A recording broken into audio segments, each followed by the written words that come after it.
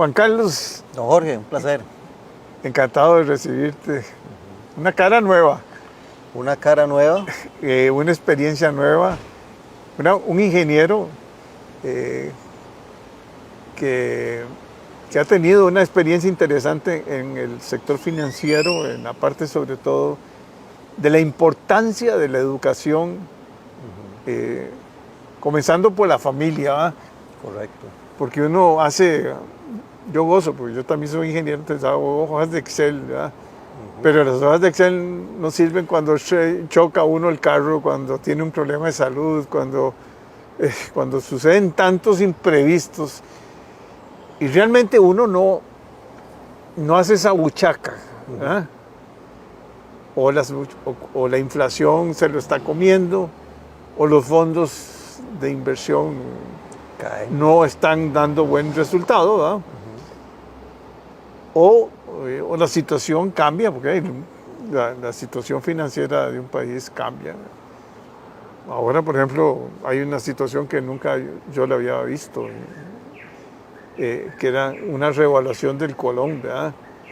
Sí. Primero una aceleración grandísima en la devaluación del colón. Y después llegó a 700. Llegó a 700 y después ahora se cayó y una política, una política, digamos, monetaria del Banco Central, sí. Una tasa de política monetaria que crece aceleradamente y que ahora va a comenzar a decrecer para poder llegar a un equilibrio, porque lo más importante es la confianza que debemos de tener para poder planificar, porque no se puede planificar si no hay confianza y si no podemos visualizar cuál va a ser el tipo de cambio. Pero eso no es no es una conversación de economistas, no es, exacto. Es una conversación de la importancia de ordenarlos, porque un país es igual que una casa, que una familia. Si no se ordenan y todo el mundo quiere seguir en la fiesta y saliendo todos los fines de semana y comprando carros carísimos y todo eso, y no piensan que puede pasar cualquier cosa, ¿verdad? Correcto. Yo he tenido problemas que por dicha, bueno, todos los problemas ha habido y cosas que no se prevén. Correcto. Bueno, a ver, Juanca, danos consejos. Ok, bueno, primero le agradezco la invitación, don Jorge. Para mí es un honor estar acá. Cuando uno ve algunos programitas, el tipo de gente que se sienta aquí es gran sabiduría. Y ahorita le decía a una gente que este árbol tiene un gran conocimiento, todo lo que escucha aquí, ¿verdad? Sí. Podría ser hasta un gran líder aquí a nivel nacional. Pues sí, don Jorge, tal vez le voy a contar un poco de lo que es mi historia, ¿verdad? Porque definitivamente la parte de las finanzas personales no nos las enseñan en ningún lado, es algo que nosotros lo vamos aprendiendo. Yo recuerdo que, y tal vez le voy a decir muchas cosas, mucha de la gente que se encarga o que se dedica a enseñar finanzas personales, que presupuestos, que fondo de emergencia, que son herramientas, que inversiones, que está bien, ¿verdad? Esos son muchos aspectos técnicos, ¿verdad? Hay una cosa que yo aprendí una vez que, estando en Intel precisamente, que estábamos tratando de implementar la cultura de Lean, ¿verdad? Lean Manufacturing, que es algo que no había servido muchas veces, pero recuerdo una filmina que una vez presentaron, y uno como es ingeniero y piensa en proceso, que decía que los resultados dependen de las acciones, ¿verdad? Pero las acciones, ¿de qué dependen? De los comportamientos. Y esos comportamientos se basan en tus creencias, en tus valores, ese tipo de cosas. ¿Qué quiero decir con esto? De muchas veces el enfoque nosotros es en acciones para lograr ciertos resultados, pero esas acciones no son sostenibles si vos no te vas más atrás, si no entendés cuáles son tus comportamientos y cuáles son tus creencias, ¿verdad? Por eso es que de repente vos le decís a una persona, decís, mira, lo primero que tienes que hacer es un presupuesto y le das un Excel ahí bien bonito y que hace un montón de cuestiones, colores, y la gente no lo lleva con disciplina. ¿Por qué? Porque tenés que ver cuáles son tus comportamientos y los valores, creencias que tenés detrás para poder sostener eso, ¿verdad? ¿Por qué lo haces, verdad? O sea, no es simplemente el llenar, tiene que haber algo más allá de eso. Entonces, es una de las cosas que yo he aprendido y muchas de las conversaciones que yo tengo con mis clientes no es hablar sobre ese tipo de instrumentos de inversión, que presupuesto, es más como conocernos a nosotros mismos para ver qué cosas debemos de cambiar y qué hábitos tenemos que crear. Pero bueno, ¿por qué yo me dedico a esto? Y tal vez hay un poquito de historia. Yo recuerdo que en tiempos, ¿qué podría ser? Tal vez de Miguel Ángel Rodríguez, por ahí en los años cercanos a los 2000, 98, 2002, creo que fue por ahí, que creo que fue cuando se crearon la cuestión de las pensiones complementarias y la parte del ROP y el FCL, como instrumentos complementarios, porque desde entonces se visualizaba el problema de los fondos de pensión, ¿verdad? Que a mí me hace gracia porque salen las noticias. Del IBM. Exacto, salen las noticias y todo el mundo se escandaliza y es algo que sabemos hace 25 años atrás, ¿verdad? Y bueno, con un poquito de esos valores que uno había recibido de parte de los padres, ¿verdad? De que no se endeude, ahorre un poquito, ¿verdad? Que son como creencias que están en uno. Mira, una vez escuché una charla y dije yo, no, o sea, como te digo, hace 25 años, de cuando a mí me toque pensionarme, no va a ser suficiente. Eso fue lo que pensé. Entonces a partir de ahí, pues, me puse con mi plan de vida, a crear patrimonio y ahí de a poquitos, ¿verdad? Y una de las cosas que me marcó, que creo que es importante, yo estuve en Intel por casi 20 años, me tocó salir un poquito después de que cerró la fábrica, ¿verdad? Ya la volvieron a abrir, pero en su momento cerró la fábrica, me quedé ahí en algunos grupitos. Cuando salí nos dieron buenos paquetes de salida y todo el asunto. Sin embargo, yo vi historias, o sea, detrás de cada compañero de trabajo había una historia. Y esa historia de familias por detrás y todo eso, esas historias muy particulares. Ahí aprendí que las finanzas personales son personales. La situación de don Jorge es diferente a la mía y todo eso. Pero bueno, era muy interesante ver que la gran mayoría de gente no tuvo un proceso de planificación, ¿verdad? Y eso no tenía que ver con cuánto ganabas, no tenía que ver, ¿verdad? Sobre todo sí tenía mucho que ver con cuánto gastabas, creo que es por ahí anda el asunto. Y entonces te dan un paquete de salida, ¿verdad? Te apoyan en todo un proceso, pero en unos meses se te acabó, no te volviste a colocar, sobre todo ya personas que estábamos un poquito avanzadas en edad.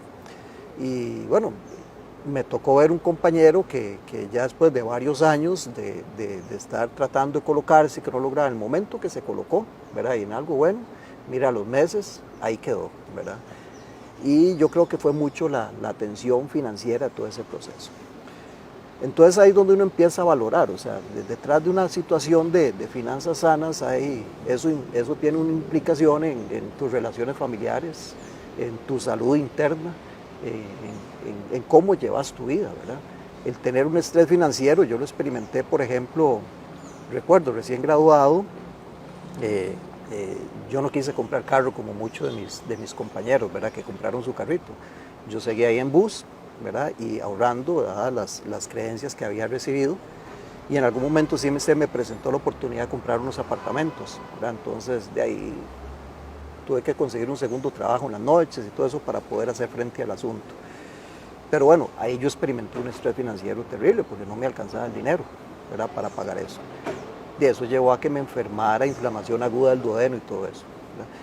Y eso pues tiene implicaciones, la salud financiera, como te decía, no solo en tu salud personal, sino en lo que está a tu alrededor.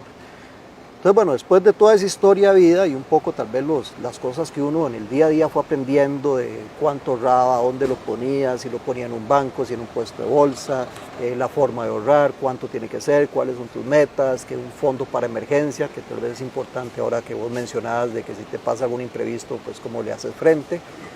De ahí uno poco a poco, de manera empírica, pues aprendiendo, pero ahí vi la oportunidad de contribuir, así como usted a través de este programa trata de educar y crear contenido de valor, ¿verdad? Para las personas, pues eso es un poco lo que he estado haciendo, ¿verdad? Tratar de, con la experiencia mía y con la experiencia de, gracias a Dios, más de 400 clientes creo, las ponemos a disposición de las personas, precisamente para buscar esa ayuda, ese proceso de educación financiera que necesitan pues para salir adelante con sus proyectos. Bueno, hablaste de un tema importante, ¿verdad? Que le pasa. Primero, la juventud no está acostumbrada a estas nuevas generaciones. No sé, me parece que todavía no han pasado suficiente estrés, ¿verdad? Sí. Hay mucha. Es una sociedad muy materialista, ¿verdad? De mucha exhibición. Yo tengo el carro más bonito, tengo la casa o el apartamento, el condominio más bonito. Ojalá que quede en un barrio de una categoría importante. El endeudamiento, ahí saldremos, ¿verdad? Ahí saldremos. Y no sí. es así como que ahí saldremos, ¿verdad? Por ejemplo, ahora con el aumento de las tasas de interés. Ha sido retador. Ha sido retador. Hay un problema que entonces hay que refinanciarlo y pero hay que comenzar a amarrarse la faja. Sí, sí. Hay que, no crea uno que en la vida todo es igual, o sea, que no hay tanta felicidad junta, pongámosle así, ¿verdad? Correcto. Y la vida te lleva muchas sorpresas. La vida es un continuo cambiar. A veces uno está arriba, a veces está abajo. Exacto. La salud es lo más importante y también aparte la paz espiritual y un montón de otras variables que son parte digamos la solidaridad familiar, en fin, hay tantas otras variables, pero hay que cambiar, o sea, y eso es una buena lección. No hay que comenzar ni preocuparse mucho por andar con zapatos caros y relojes de, no sé, que valen miles de dólares. Eso no es lo importante en la vida. Lo importante en la vida es... Eso quedará ahí. Eso no es, eso es nada más por aparentar. Yo creo que hay que volvernos una sociedad más austera, más solidaria, más pensar en el bien común, más pensar en ese montón de familias que no tienen recursos. El gobierno tiene que preocuparse también por educar, comenzando internamente, ¿verdad? Porque vemos unas diferencias de salarios espantosas, ¿verdad? Entre un profesor de la universidad de una universidad pública y un maestro hay 10 veces de diferencia. Entonces, está toda la cuestión de la ley de empleo público que viene por ahí también, claro, que ha tenido tanta fuerza y tanta... Sí. pero cuando estás metido en un sindicato donde un médico especialista gana un montón de plata, le está bien que la gane. Pero primero hay que pensar mucho en el país, o sea, y hay que pensar en que te vas a envejecer, en que vas a tener otro tipo de problemas en la vida, que ya no vas a ser el mismo que tenías 20 años atrás, ¿verdad? Correcto. Si hay algo que es una realidad es que todos envejecemos y todos vamos a morir. Eso el único seguro es que vamos para... Ahí vamos, sí. ¿verdad? Y lo importante es la calidad de vida y sentirse uno que ha cumplido con la sociedad, que ha aportado a la sociedad, que ha sido solidario, que se ha preocupado por los problemas familiares y por los problemas también del país. Y la educación. Correcto. Y comenzás, como decís, bueno, educando a tus hijos. Exacto. Porque el gobierno lo que no sabe es de educación financiera. O sea, los gobiernos siempre... Hay un despilfarro de recursos, duplicidad de gastos grandísima y hay que dar el ejemplo, ¿va?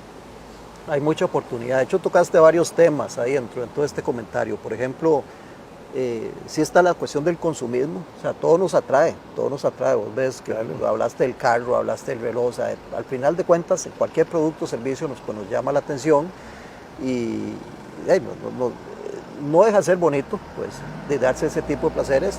La vida tiene que ser un balance, pero sin embargo mucho de eso lo tenemos con deuda, ¿verdad? Yo hice yo siempre trato pues de dar contenido de valor y un día se me ocurrió hacer un artículo sobre las deudas. Revisando ahí qué es lo que se publica sobre deuda, usted ve cómo gestionar las deudas, ¿verdad? Pero ¿cuándo? Una vez que usted ya la tiene, ¿verdad? No encontré un contenido que te hablara sobre qué tenés que hacer antes de incurrir en una deuda, ¿verdad? O sea, vos tenés que pensar muy bien para precisamente adquirir un bien que esté de acuerdo a tus posibilidades. Y que hay posibilidades de que si te endeudaste en dólares y ganas en colones, puede ser que suba el tipo de cambio. Entonces son tus posibilidades actuales y futuras, ¿verdad? Porque son 25 años para pagar el préstamo. Digamos una casa, ¿verdad? Pero tenés que verlo desde ya tenés que hacerlo. Y claro, si vos te enseñan una casa con un cuarto más, una cosa así, de vos emocionalmente pues querés lo otro y es lo que vos te mereces y todo eso. Pero eso fue muy interesante porque precisamente cuando vos vas a adquirir una deuda, vos tenés que tener en cuenta todo ese tipo de variables, ¿verdad? Que a veces son variables que no puedes predecir, o sea, el dólar a 700 colones. Cuando el dólar subió ahí, los que tenían deudas en dólares, sí, que ganaban en colones, pero, o sea, una cuesta arriba. Terrible. ¿Y por qué lo hiciste en dólares? Porque la tasa de interés del préstamo era menor, ¿verdad? Ahora más bien... Es al revés. Exacto, ahora es al revés. ¿Por qué? Porque entonces sube el sí, pero los cambios así drásticos y tan severos en cortos plazos es una desestabilización terrible. Sí, a todo el mundo le mueve el piso. A todo mundo. Pero si uno tiene como que... pero ahora entonces todo el mundo dice, no, y vámonos de viaje, si está regalado ir a Miami, ir a cualquier lado, porque ahora encuentran que Costa Rica, pero lo que no se están dando cuenta es que Costa Rica se encareció también. Y que para el turista Costa Rica es caro y ahora se volvió carísimo. Sí, no, y es interesante porque también es muy difícil de prever, ¿verdad? El otro día escuchaba a don Gerardo Corrales, que yo sé que usted lo ha tenido por acá, que decía que él sale del condominio y el guarda siempre le pregunta, ¿y el dólar qué? Como para saber cómo está el asunto. Y bueno, el prever ese tipo de cosas es bastante retador, se lo dejamos a los economistas, pero el punto es que uno sí tiene que planificar con ciertos escenarios, ¿verdad? Para poder tomar decisiones y también de qué pasa si no se cumplen mis supuestos, ¿verdad? ¿Cómo voy a hacerle frente a ese tipo de situaciones, ¿verdad? Entonces de ahí hablamos del famoso fondo para emergencias, de qué tamaño tiene que ser ese fondo para emergencias, cómo gestionar el fondo para emergencias, ¿verdad? Mucha gente que llega a mí y dice, no, es que me preocupa el retiro y no tiene un fondo para emergencias, ¿verdad? Entonces, o sea, ¿para qué vas a hacer un plan patrimonial a largo plazo si no has resuelto el corto plazo? Entonces, no, vamos paso a paso. Pero entonces, bueno, la gestión de deuda fue una de las cosas que dijiste. Otra de las cosas que me llamó la atención es sobre las generaciones. Y era que yo he leído de ya que generaciones nuevas, de repente, y yo creo que es por todas las noticias que hay alrededor, se empiezan a preocupar por el ahorro, ¿verdad? Y están ahorrando pues bastante más de lo que por lo menos ahorraban otras generaciones. Eso es algo que es bastante interesante. Probablemente lo hacen por miedo, ¿verdad? También algunos que hay todo un movimiento de gente que también quiere retirarse a los 50 o ojalá a los 40 años, entonces llevan una vida súper austera, pero lo que hacen es que ahorran el 60% de sus ingresos, ¿verdad? Y bueno, está bien, hacen un gran sacrificio. Yo pienso que lo que hay que hacer es un balance, una proyección sobre lo que usted desea. Sí, porque pues tampoco ser el más rico y ya estar uno con 80 y pico de años, o sea, ya para qué. O sea, hay que balancear la vida, la vida tiene que ser un balance continuo, ¿verdad? Sí, hay numeritos por ahí que te recomiendan, ¿verdad? A veces le dicen a uno, bueno, con que usted ahorre entre un 10 y un 20% durante toda la vida, ya con eso usted se sostiene. Eso es una referencia, para mí hay que analizar cada caso y cada perfil de cada persona para poder llegar y darle una buena recomendación. Pero sí, yo he visto jóvenes ya muy preocupados y a mí me llena de mucha satisfacción cuando llega un chiquillo de 20 años, recién graduado, su primer trabajo y dice, Juan Carlos, yo quiero construir patrimonio desde ya, yo quiero empezar de manera ordenada. Entonces ya uno le da un poco de la experiencia y entonces ya empiezan a ordenarse de manera muy temprana, ¿verdad? Eso es algo que es buenísimo, yo creo que en el largo plazo pues va a impactar Lástima que no todos lo hacen, ¿verdad? Muchos están más bien que su primer salario ya comprometieron el doble. Sí, pero bueno, es parte de las poblaciones que uno va analizando. No, hay otros que hay que recomendarle, no compre, alquile, porque hay una movilidad muy grande de trabajo y, en fin, haga su patrimonio en valores, haga su patrimonio en real estate, haga su patrimonio en... Hay paradigmas que hay que romper. Claro. Y a mí me educaron con el asunto de tener la casita. Sí. Entonces para mí era muy importante tener mi casa propia, ¿verdad? O sea, y el hecho de eventualmente alquilar toda la vida por la movilidad laboral u otros factores, ¿verdad? No era algo que estaba en mi mente. Uno tiene que ir adaptándose a ese tipo de situaciones, ¿verdad? Y alquilar durante toda la vida, yo conozco gente que lo hace y no le ha ido tan mal. No, si haces los numeritos tal vez no le va tan mal. Y es que el asunto no es solo financiero. Sí. No es solo números. No, y ese es el problema de esto de la movilidad tan grande que hay. Y si vos conseguís un trabajo en Cartago, no, vivís digamos, en Aguasima. Exacto. Yo creo que tendrías que irte en helicóptero para llegar allá. Si no, son hora y media para llegar, ¿verdad? Entonces, sí, el mundo está cambiando tanto, ¿verdad? Sí, a mí, por ejemplo, la casa que tengo me encanta, le he ido ahí metiendo cositas y todo, me encanta. La pasamos muy bien en la casa, pero ya no me gusta donde está ubicada. No me la puedo llevar en un pick-up para... ¿Ni quién es el vecino tuyo? No es una cuestión de vecino, es una cuestión ya de... No, yo sé del entorno. Del entorno, ¿verdad? Pero sí, de repente uno hace ese tipo de cosas y son cosas que también lo limitan a uno. Pero bueno, esto de la educación financiera, creo, como te digo, no es una cuestión, pues sí, hay aspectos técnicos que hay que saber, ¿verdad?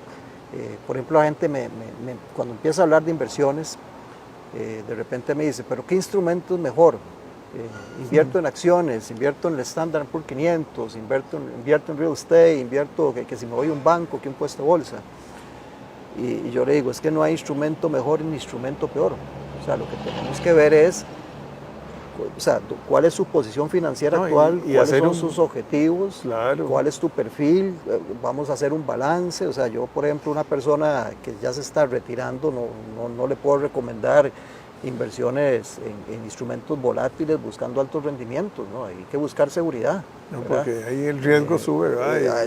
Tiende a subir el riesgo y entonces... Ya uno no coge riesgos a ciertas edades. No hay que correr riesgos, ¿verdad? Mi hijo a veces me dice, ¿verdad, papi? Ayúdeme con esta iniciativa que tengo, un proyecto, que quiero hacer esto, que quiero hacer otro. Y entonces yo le digo, bueno, yo lo que poco que he construido no lo quiero meter en riesgo, así se lo digo. Papi, usted no me apoya, ¿no? Sí te apoyo, pero es que hay otros aprendizajes, ¿verdad? Entonces, son tipo de cositas que uno tiene que ir aprendiendo, ¿verdad? Yo todavía, pues sí tengo un porcentaje de la cartera en instrumentos un poquito más riesgosos, buscando más rendimiento, pero estamos hablando que están a plazos de 5 años o más, ¿verdad? Entonces, ahí puede haber recuperación cuando hay caídas de mercado y todo ese tipo de cosas. Pero hay otras que vamos con cuestiones más conservadoras. Entonces sí, ahí la idea es un poco tener conversaciones sobre estrategias patrimoniales, ¿verdad? En la gente y ante todo educarse, ¿verdad? Y hacer una mezcla de productos para diversificar el riesgo, ¿verdad? Mezcla de productos, exactamente. Por ejemplo, a mí se me ha acercado mucha gente que, sin hablar mal de un instrumento como son los fondos inmobiliarios, que por mucho tiempo pues han dado muy buenos rendimientos, están los respaldos que hay detrás, pero ahí se vino la pandemia y se vinieron para abajo. Sí. Alguien tenía un local de comerciales y un momento a otro día y se ocupó y ya la demanda cayó totalmente y no va a crecer fácilmente. Bueno, Jay, yo creo que aquí podemos pasar toda la mañana hablando. Podemos hablar un montón, sí, así es. Es un placer haberte conocido, te traje porque una cara nueva. Yo también trabajé en Intel, yo te conté, ¿verdad? Sí, ahí en el CR2 trabajé. Sí, ahí aprendí muchas cosas, ¿verdad? Sobre todo normas de seguridad y toda la educación que hay ahí. Yo creo que el país le debe mucho a Intel, ¿verdad? Sí, bueno, y si yo quisiera hacer una comparación, la seguridad en la parte de salud ocupacional en Intel, más que una serie de normas, era una cultura. Era una cultura. Es una cultura. Y la parte de las finanzas es como un poco lo que inicié, ¿verdad? Las finanzas personales, más que una serie de normas, una serie de instrumentos, una serie, tiene que ser una cultura también. No, yo me acuerdo que si había cualquier cosa, se caía un martillo, y no necesariamente un problema serio, y paraban la planta. Así. Y entonces le daban a uno, a toda la planta de Intel, 1000 y pico de personas, una capacitación de la importancia de la seguridad laboral. Así es. Pero muchos desde el punto de vista cultural. O sea, es Y que era eso una es cultura de cultura. ellos, sí. Aquí lo que hay que crear es una cultura financiera, una cultura en finanzas personales, que realmente haga un cambio. Porque cuando vos tenés cultura, Sí, todo lo demás es más automáticamente fácil. tus comportamientos van a ser los correctos para tener los resultados que vos querés. Eso es. Bueno, encantado de conocerte. Muchas gracias, don Jorge, para servirle. Muchas gracias.